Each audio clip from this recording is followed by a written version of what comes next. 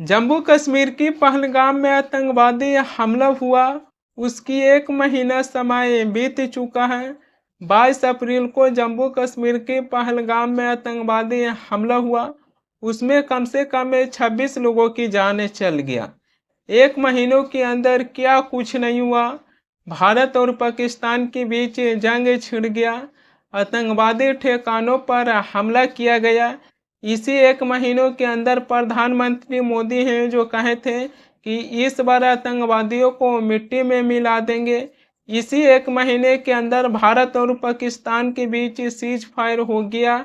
1 महीना बीतने के बाद प्रधानमंत्री मोदी हैं जो कहें कि मोदी की नसों में लहू नहीं, बल्कि मोदी की नसों में गरम सिंदूर बह रहा। मोदी की नसों में लहू नहीं, गरम सिंदूर बह रहा है। प्रधानमंत्री मोदी जो अपनी भाषण दिए हैं, उनकी भाषण की ओर विपक्ष का ध्यान गया है। लोकसभा में विपक्ष के नेता राहुल गांधी हैं जो अपनी सोशल मीडिया एक्स पर एक पोस्ट किए हैं। उसमें प्रधानमंत्री मोदी से राहुल गांधी हैं जो 3 सवाल पूछे हैं।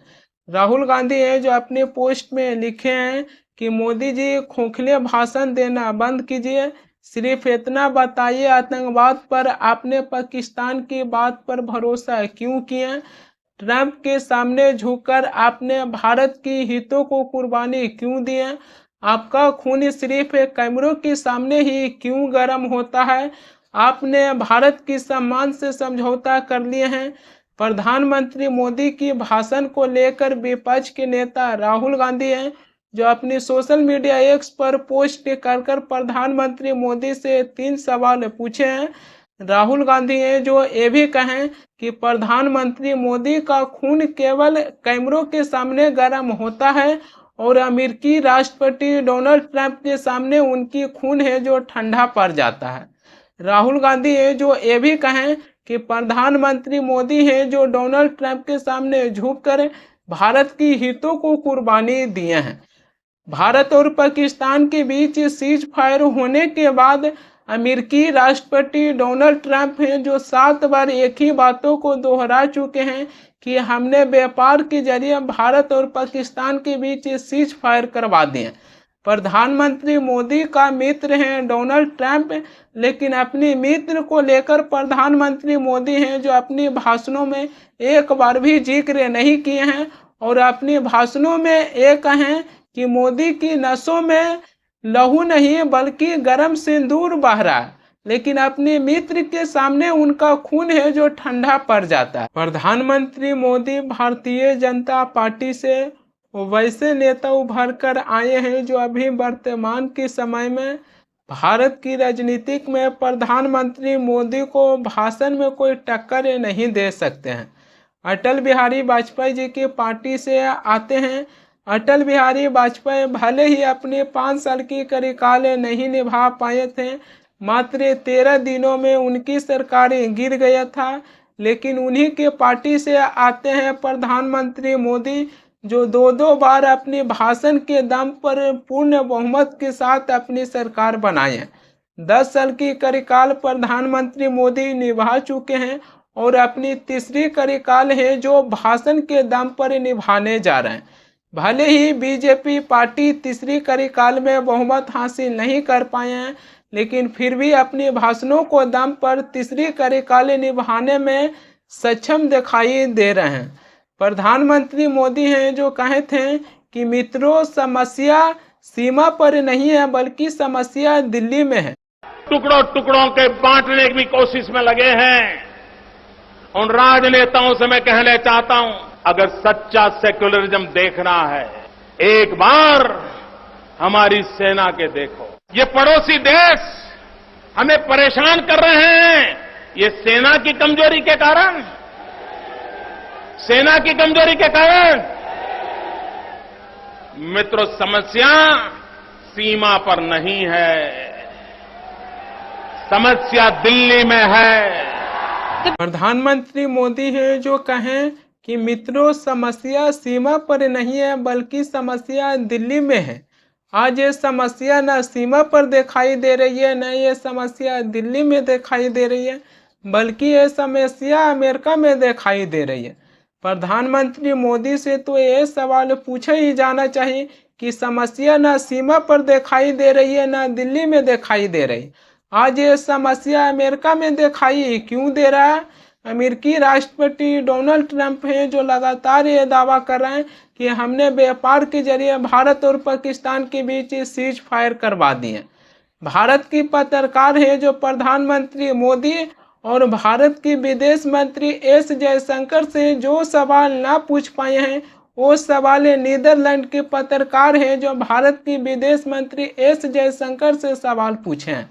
नीदरलैंड के पत्रकार हैं जो भारत की विदेश मंत्री एस जयशंकर से पूछे कि जम्मू कश्मीर के पहलगाम में जो आतंकवादी हमला हुआ और उसमें जो आतंकवादियों ने मासूम लोगों को जान ले लिए, तो क्या आपने उस आतंकवादियों को पकड़ लिए? इस पर भारत की विदेश मंत्री एस जयशंकर हैं जो कहें कि हम उन्हें पहचानने में कामयाब हो गए। जम्मू कश्मीर के पहलगाम में जो आतंकवादी मासूम लोगों को जान लिए हैं, वो आतंकवादी अभी भी नहीं मारा है। एस जयशंकर भारत की विदेश मंत्री हैं जिन्होंने कहा कि हम उन्हें पहचानने में कामयाब हो गए। जम्मू कश्मीर के पहलगाम में जो आतंकवादियों ने मासूम लोगों की जान लिए हैं जो अभी भी जिंदा हैं। हालांकि हमारे भारतीय सेना है जो जम्मू कश्मीर में आतंकवादियों को ढूंढ ढूंढ कर उनकी अभी भी सफाया किया जा रहा है। वहीं पर भारत और पाकिस्तान के बीच सीज फायर होने के बाद पाकिस्तान की सेना अब आतंकवादियों की भाषा है जो बोलना शुरू कर दिए हैं। पाकिस्तान के प्रवक्ता लेफ्टिनेंट जनरल अहमद शरीफ चौधरी है जो कहें कि अगर हमारा पानी रोकेंगे तो हम आपका सांस रोक देंगे। पाकिस्तान की सेना है जो लगातार भारत को धमकी दे रहे हैं पानी को लेकर कि अगर आप हमारी पानी रोकेंगे तो हम आपकी सांस रोक देंगे। सीज फायर होने के बाद भी पाकिस्तान की सेना की तरफ से इस तरीक़ा से बयान दिया जा रहा जो एक बहुत बड़ी सवाल खड़ी करती है अमेरिकी राष्ट्रपति डोनाल्ड ट्रंप को लेकर कि पाकिस्तान से उन्होंने किस विषय पर बातचीत की है।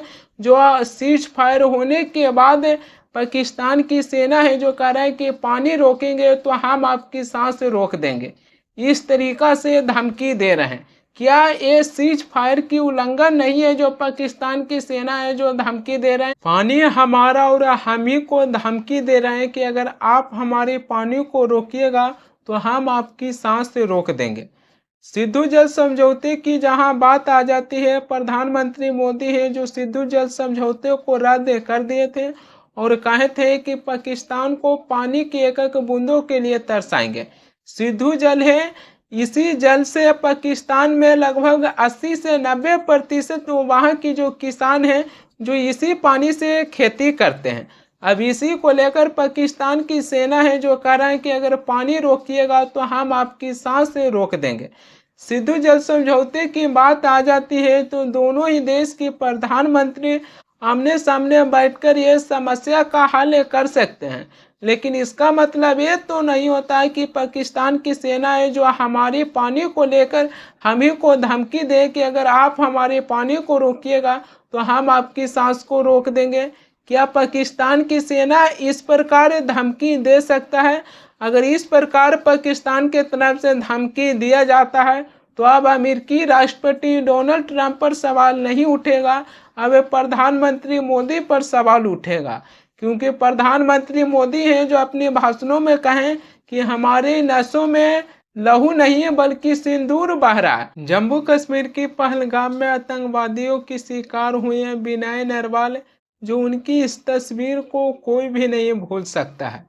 16 अप्रैल को विनय नरवाल की शादी हुआ था।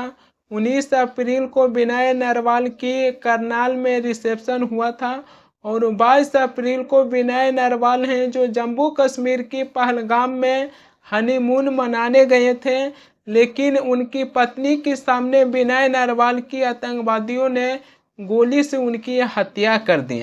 उनकी ये तस्वीर है जो सोशल मीडिया पर काफ़ी तेज़ी से वायरल हुआ था और उनकी इस तस्वीर को कभी भी देश है जो नहीं भूल सकते हैं, उनकी पत्नी हिमांशी नरवाल है जो अपने पति के पास बैठे हुए हैं। और ये जब तस्वीर लोगों को पास आया तो लोग हैं जो जहां सोच में पड़ गए। लेकिन इसी तस्वीर को भाजपा की सोशल मीडिया एक्स पर जिबली जैसा बनाकर शेयर किया गया, जहां एक पत्नी है जो अपने पति को खो दिए और उसकी शोक में उनके पास बैठे हुए थे। लेकिन इसी तस्वीर को जिबली जैसा बनाकर भाजपा की सोशल मीडिया एक्स पर शेयर किया गया। ये तस्वीर कभी भी नहीं भूला जा सकता है कि 16 अप्रैल की इनकी शादी हुआ था और 22 अप्रैल को जम्मू कश्मीर के पहलगाम में आतंकवादियों की शिकार हो गए। प्रधानमंत्री मोदी हैं जो कहते हैं कि आतंकवादियों को मिट्टी में मिला देंगे, लेकिन उनकी भाषण केवल चुनावी भाषणों तक ही सीमित रह जाती है।